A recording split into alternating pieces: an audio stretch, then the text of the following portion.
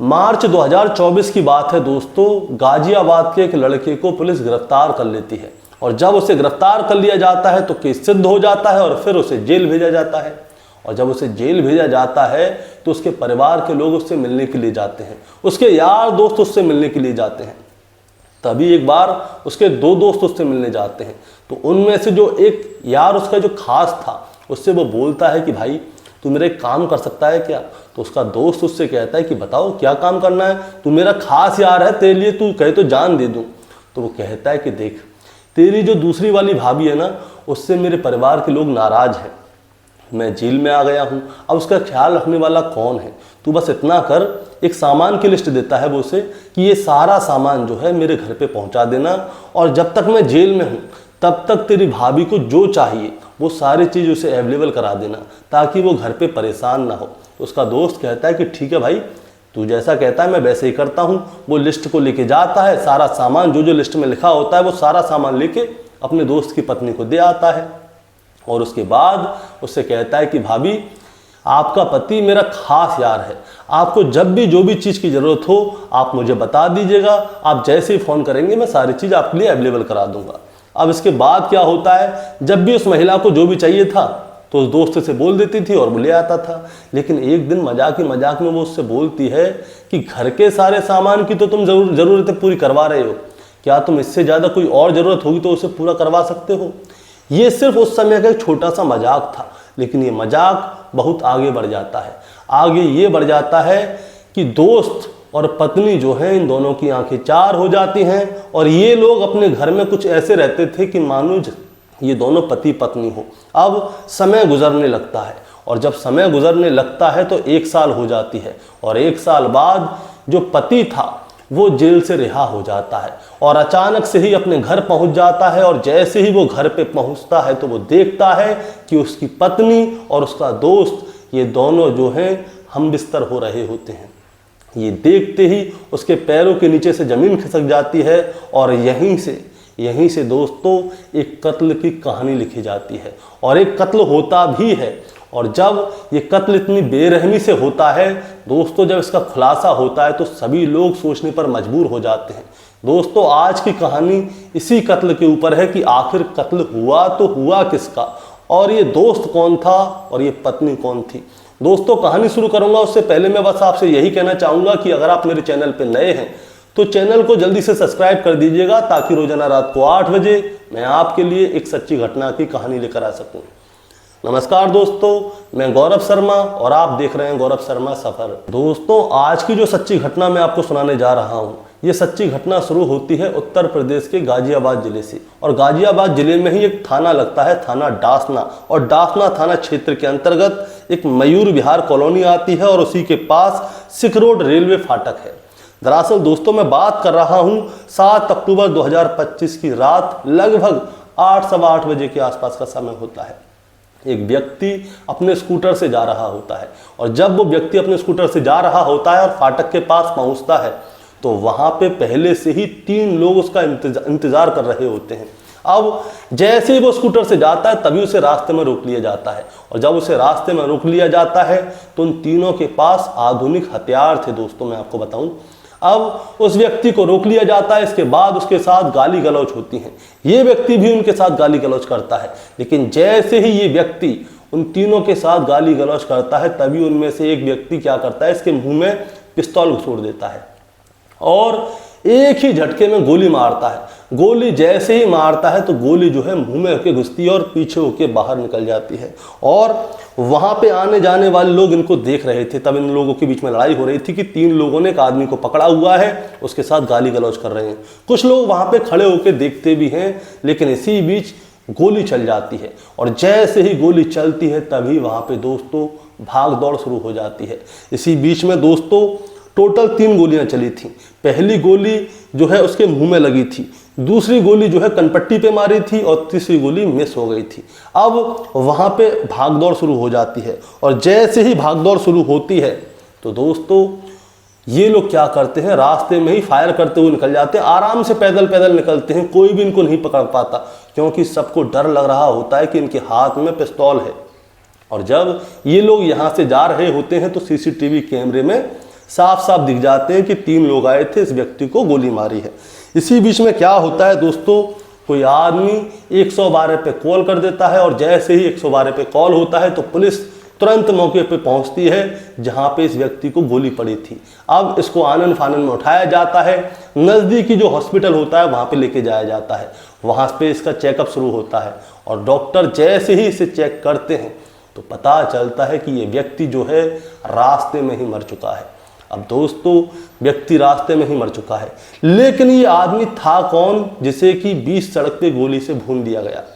इसीलिए दोस्तों होता क्या है, पुलिस वाले क्या है इसकी तलाशी लेते हैं और जब इसकी तलाशी ली जाती है तो इसकी जेब में आईडी और कुछ डॉक्यूमेंट मिलते हैं और उन आईडी और डॉक्यूमेंट से पता चलता है कि इस आदमी का नाम है आसिफ उर्फ गुल्लू, जिसकी उम्र 34 साल के आसपास है। अब दोस्तों जैसे ही इसका नाम सामने आता है, डासना थाने की पुलिस भी पहुंच जाती है वहां पे। अब जैसे ही इस आदमी का नाम सामने आता है तो पुलिस वालों को पता चलता है कि इसके ऊपर तो पहले ही कई अपराधी मामले चल रहे हैं, चोरी का, हत्या करने की कोशिश, लड़ाई झगड़े, कई सारे मामले पहले ही ऊपर चल रहे थे। और आसिफ जो है गाजियाबाद के डासना थाना क्षेत्र के अंतर्गत बड़ा मोहल्ला है वहां का रहने वाला है। अब इसके परिवार वालों को सूचना दी जाती है कि आपके बेटे आसिफ की किसी ने गोली मार के हत्या कर दी है, आप जल्दी से आ जाइए। अब आसिफ के परिवार वाले सीधे हॉस्पिटल जाते हैं जहां पे आसिफ की लाश होती है। अब वहां पे पुलिस वाले आसिफ के परिवार वालों से पूछते हैं कि क्या आपके बेटे की किसी से लड़ाई झगड़ा था, किसी से कोई विवाद हुआ था, कोई बात थी। इसी बीच में आसिफ के परिवार वाले एक नाम लेते हैं और वो नाम होता है रेहान का। वो साफ साफ कहते हैं कि अगर हमारे बेटे की किसी ने हत्या की है तो वो सिर्फ रेहान है, रेहान के अलावा कोई और हमारे बेटे की हत्या नहीं कर सकता। एक महिला का नाम भी सामने आता है। अब इसके बाद पुलिस वाले रेहान के बारे में पूरी जानकारी लेते हैं और आसिफ के बारे में पूरी जानकारी लेते हैं और इस हत्या के बारे में पूरी जानकारी लेने की कोशिश करते हैं और सारी कड़ियों को जोड़ने की कोशिश करते हैं। तो दोस्तों 3 नाम सामने आते हैं, जिसमें सबसे पहला होता है रेहान, दूसरा उसका दोस्त बिलाल और तीसरा फरमान। अब ये 3 लोग कौन हैं इनके बारे में जानकारी ली जाती है। और दोस्तों अब मैं पहले आपको शुरू से आसिफ की कहानी सुनाता हूं कि आसिफ कौन था और इसकी हत्या क्यों हुई थी। दरअसल होता क्या है, आसिफ उर्फ गुल्लू साल 2011 में फरीदाबाद की रहने वाली जूही से शादी कर लेता है। अब जूही से जब ये शादी करता है तो डासना थाना क्षेत्र के अंदर ही उस्मान नगर एक इलाका है, वहां पे रहने लगता है। आसिफ ठेकेदारी का काम करता था, जो लेंटर पड़ते हैं उनमें सरिया वगैरह बांधता था और जूही से उसको एक बेटी होती है। सब कुछ बहुत अच्छा चल रहा होता है, लेकिन इसी बीच जो है उसकी मुलाकात एक और महिला से हो जाती है और उस महिला का नाम होता है प्राची। प्राची जो है मोदी नगर की रहने वाली थी और वो पहले से ही शादीशुदा थी। उसके पति का नाम था दीपक। अब होता क्या है, जो आसिफ है वो प्राची से प्यार करने लग जाता है और आसिफ के प्यार में प्राची भी पड़ जाती है। अब प्राची और आसिफ इतने नज़दीक आ जाते हैं कि प्राची आसिफ से कहती है कि मैं तुमसे शादी करना चाहती हूँ, मैं अपने पति को छोड़ना चाहती हूँ। इसीलिए प्राची जो है दीपक को डिवोर्स दे देती है और आसिफ के साथ आकर रहने लगती है।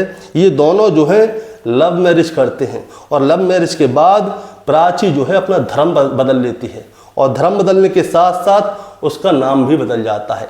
अब वो हो जाती है प्राची से आरसी। अब क्या होता है दोस्तों, अब आरसी उर्फ प्राची ये भी आसिफ के साथ रहने लगती है और आसिफ क्या करता है, अपनी दोनों बहुओं को यानी कि दोनों पत्नियां जो थीं उनको अलग अलग घर में रखता है। जो उसमें पहली पत्नी थी उसको रखता है डासना के ही उस्मान नगर में जहाँ पे इसका परिवार रहता था और दूसरी पत्नी प्राची उर्फ अरसी जो बन गई है उसको रखता था डासना थाना क्षेत्र के ही मयूर विहार में। और दोनों पत्नियों को बराबर बराबर समय दिया करता था। 2 घंटे इसके पास जाता था तो 2 घंटे इसके पास भी जाता था। लेकिन इसी बीच में क्या होता है दोस्तों, मैं आपको एक बात बताना चाहता हूँ। जो आसिफ है वो अपराधी प्रवृत्ति का आदमी था, ठेकेदारी तो करता था लेकिन अपराधी प्रवृत्ति का आदमी था। ये ड्रग्स सप्लाई किया करता था, चोरी के आरोप भी थे इसके ऊपर और हत्या करने की कोशिश के भी आरोप थे, यानी कि इसके ऊपर कई सारे केस पहले से ही चल रहे थे। और प्राची से जो है इसको एक बेटी भी होती है, बेटा होता है। अब होता क्या है दोस्तों, प्राची से इसको एक बेटा हो गया, सब कुछ बहुत अच्छा चल रहा था, दोनों पत्नियों को समय दे रहा था। लेकिन इसी बीच में मार्च 2024 में ही गाजियाबाद की डासना की पुलिस इसे गिरफ्तार कर लेती है। और गिरफ्तार जब इसे कर लिया जाता है तो इसके बाद में इसे जेल ले जाया जाता है। और जब इसे जेल ले जाया जाता है तो वहाँ पे इसके परिवार के लोग इससे मिलने के लिए आते हैं, इसके यार दोस्त उससे मिलने के लिए आते हैं। और जब यार दोस्त इससे मिलने के लिए आते हैं तो उनमें एक इसका खास दोस्त आता है जिसका नाम होता है रेहान। अब रेहान जो है उसका जो है मीट का काम है, वो मीट बेचता है। अब रेहान जब इससे मिलने के लिए जाता है तो रेहान से कहता है कि यार एक बात बोलूं तेरे से, तू मेरा एक छोटा सा काम कर सकता है? तो रेहान पूछता है कि बता भाई, तेरे लिए तो जान भी दे दूंगा, तू बोल तो सही क्या करना है। तो ये कहता है कि जो मेरी दूसरी पत्नी है आरसी, उससे परिवार वाले नाराज़ हैं, उससे बातचीत करते नहीं हैं, मैं जेल आ गया हूँ। अब मेरी पत्नी वहाँ पे अकेली होगी, वो परेशान होगी, मेरा एक बेटा भी है, अब बताओ उसकी ख्याल कौन रखेगा। तो ऐसा कर, मैं कुछ सामान की लिस्ट दे रहा हूँ, तू सामान लेके मेरे घर पे जा और मेरी पत्नी को दे दियो, और उसे जो भी चाहिए हो तुम उसे दे देना, मैं तेरा सारा हिसाब बाद में चुका दूंगा। इसके बाद रेहान जाता भी है और इसकी पत्नी जो होती है प्राची उर्फ आरसी, उसके पास जाता है, सारा सामान देता है। और सामान देने में क्या होता है दोस्तों, रेहान की आरसी के साथ में नज़दीकियाँ बढ़ जाती हैं। और जब रेहान और आरसी की नज़दीकियाँ बहुत ज़्यादा बढ़ जाती हैं तो ये लोग शारीरिक संबंध बनाते थे और कुछ इस तरह से रहते थे कि मानो ये दोनों पति पत्नी हों। लेकिन इसी बीच क्या होता है, अप्रैल 2025 में आसिफ जो है रिहा हो जाता है। और रिहा होकर वो सीधा घर जाता है। और घर जब जाता है तो अपनी पत्नी और अपने दोस्त रेहान को ये हमबिस्तर होते हुए लाइव देख लेता है अपनी आंखों से। और ये देखते ही उसे गुस्सा आ जाती है और उसका दोस्ती पे से और अपनी पत्नी के ऊपर से पूरा विश्वास खत्म हो जाता है। और रेहान को वो घर से भगा देता है और आरसी के साथ मारपीट करता है और उस पर बहुत ज़्यादा गुस्सा करता है। फ़ोन को भी छीन लेता है, उसको घर से निकलने से रोक देता है और हर तरह से उसके ऊपर बंदिश लगा देता है। और होता क्या है दोस्तों, लेकिन जो आरसी है वो रेहान को छोड़ना नहीं चाहती थी, वो उससे प्यार करती थी। और जब प्यार करती थी तो क्या होता है दोस्तों, वो रेहान के साथ में प्लानिंग करती है अपने पति आसिफ को मारने की। दरअसल रेहान भी इसी फिराक में रहता था कि कब आरसी फ्री हो, यानी कि आसिफ उस घर पे ना हो तो वो मिलने जाए, उसके साथ संबंध बनाए। लेकिन वो मिल नहीं पा रहे थे क्योंकि उसका पति बीच में अड़ रहा था। इसीलिए ये दोनों मिलकर दो प्लान बनाते हैं, जिसमें पहला प्लान होता है कि ये क्या करे, खाने में जहर मिला दे और अपने पति की जान ले ले। अब जहर वाला प्लान जो है सक्सेस नहीं होता, कोई वजह हो जाती है शायद इसलिए नहीं कर पाती। लेकिन दूसरा प्लान यही रहता है, आरसी साफ साफ रेहान से कहती है कि मैं तुम्हारे साथ रहना चाहती हूँ लेकिन मेरा पति हम दोनों को मिलने नहीं देगा, ना ही वो हमें तलाक देगा, इसीलिए उसको जो है रास्ते से हटाना होगा। और जब रास्ते से हटाना है तो रेहान इसके लिए तुरंत तैयार हो जाता है। और प्लानिंग होती है वी, और 2 नंबर की प्लानिंग क्या होती है कि आसिफ की रेकी की जाए और रेकी करके उसकी हत्या कर दी जाए। इसीलिए क्या होता है, रेहान अपने साथ में 2 दोस्तों को मिला लेता है, जिसमें पहला होता है बिलाल, दूसरा होता है फरमान। इन लोगों से ये अपनी मन की बात बताता है तो बिलाल और फरमान भी आसिफ को मारने के लिए तैयार हो जाते हैं। इसीलिए तारीख तय होती है 7 अक्टूबर 2025। 7 अक्टूबर 2025 को जो है रात को लगभग 7:30 बजे के आसपास का समय होता है। ये लोग क्या करते हैं, मयूर विहार के पास जो सिकरोड़ा रेलवे फाटक है वहाँ पे जाके खड़े हो जाते हैं, क्योंकि रात को 8 बजे के आसपास जो है आसिफ अपनी पहली पत्नी के पास जाता था मिलने के लिए, और इन लोगों को ये वाली बात मालूम थी। अब रात को 8 बजे के आसपास का समय होता है, ये लोग इंतज़ार कर रहे होते हैं और तभी आसिफ जो है अपने स्कूटर से आ रहा होता है। फाटक के पास ही ये लोग उसे रोक लेते हैं और जब इसे रोका जाता है तो आसिफ और इनके बीच में जो है कहासुनी होती है। इसी बीच में रेहान पिस्तौल निकालता है और आसिफ के मुंह में छोड़ देता है। आसपास के सारे लोग इन्हें देख रहे थे और वहाँ पे गाली गलौच बहुत ज़्यादा हो रही थी। इसी बीच में रेहान जो है ट्रिगर दबा देता है और गोली जो है आसिफ के मुंह से पार हो जाती है। दूसरी गोली कनपट्टी पर लगती है और तीसरी मिस हो जाती है। भाग दौड़ हो जाती है, सब लोग देखते हैं, चौंक जाते हैं कि आखिर हुआ तो हुआ क्या।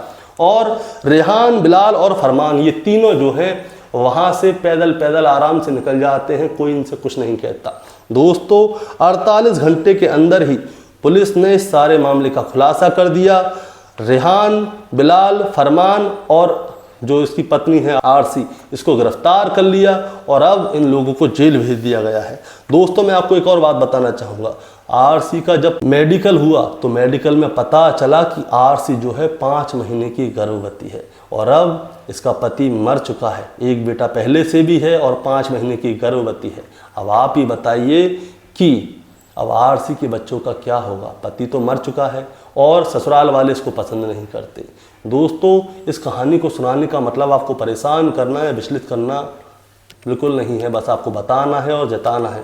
बताना जताना ये है, पहली बात तो प्यार के चक्कर में अंधे ना बने और दूसरी बात ये है कि बिना सोचे समझे कोई भी फैसला ना लें, क्योंकि जो प्राची उर्फ आरसी है, इसके फैसले जो थे वो सबसे गलत थे।